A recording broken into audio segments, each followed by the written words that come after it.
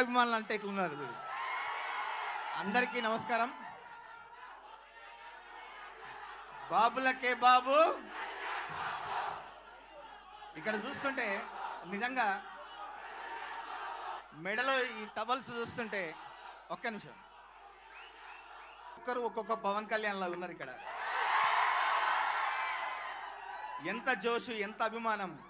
నిజంగా పాట ఎట్లా ఉంది, లిరిక్స్ ఎట్లా ఉన్నాయి.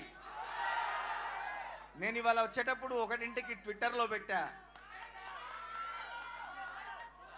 కోట మీద జెండాల నీలో పొగరే ఉండాలా, రెప్ప రెప్ప ఎగురుతుంటే రేపే రాదా ఇవ్వాలా అని. రాస్కోరా సాంబా, ఒక్కొక్క లైను ఒక్కొక్క తూట అని చెప్పా.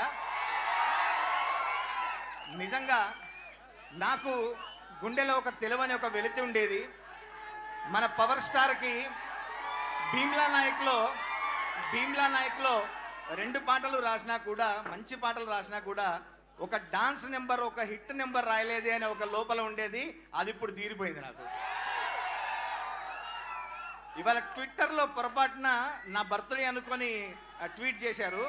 నేను నా బర్త్డే కాదని చెప్పాను, కానీ నా బర్త్డే జరుపుకున్నా ఇంత సందడిగా జరుపుకోలేనేమో. నేను అంత సంబరంగా ఉంది. నా బర్త్డే కాకపోయినా నాకు ఒక కొత్త సంబరాన్ని, కొత్త జోష్ని ఇచ్చిన మీ అందరికీ ప్రత్యేకంగా ధన్యవాదాలు తెలియజేస్తూ, మా డిఎస్పి గారు ఈ పాట 2 ओ बिल बढ़ जाएगा, एसी ऑन मत करो ना, कूलिंग तो ये वैसे भी नहीं करते.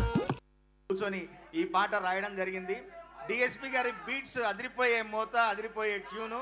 డిఎస్పి గారు మీకు ప్రత్యేకంగా ధన్యవాదాలు.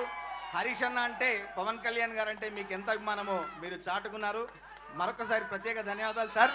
ఇంకా మన కల్ట్ కెప్టెన్ గురించి ఏం చెప్పాలి. మన పాటలోనే చెప్పాము, ఎక్కే దిగే కిక్కులో నా దక్కేదేముందే, అరే సచ్చేదాకా కిక్కే ఉండాలే, ఎక్కి తొక్కేటోళ్ళే ఉన్న తగ్గేదేముందే, అరే నెగ్గేదాకా తిక్కే ఉండాలే.